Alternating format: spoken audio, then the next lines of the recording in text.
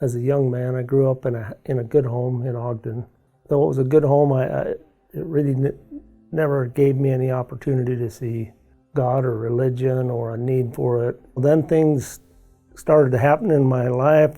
I broke my back. A few years later, I got married. My dad died almost immediately after that. My son was born a couple of weeks after he died.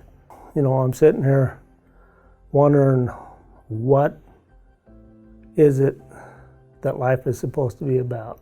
My marriage was kind of at times struggling. I grew up with one-liners and comments and didn't always work well inside of a marriage and relationship. And I happened to send my kid to a Christian school for a summer school.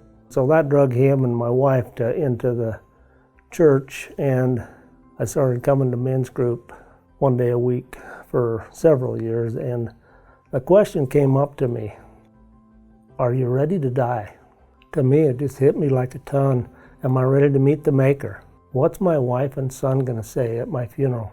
When life to me to that point was probably more about what was my fun meter doing and how was I doing personally, and it was about me. That kind of woke me up to realize that there was more to it.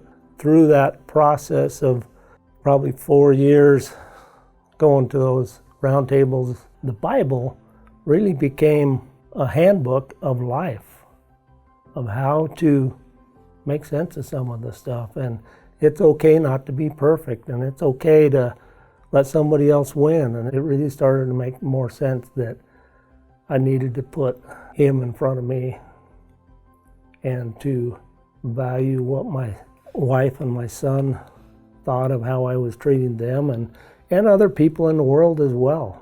How does that impact me today? I would say, it gives me peace, humility, patience. I seek forgiveness from everybody I've dealt with in the past. I now know that the Lord gave his life for me to forgive me of my sins. He's my Savior. He's my forgiveness. He's the reason I'm here. He's just a loud voice in my life that will listen to me when nobody else will.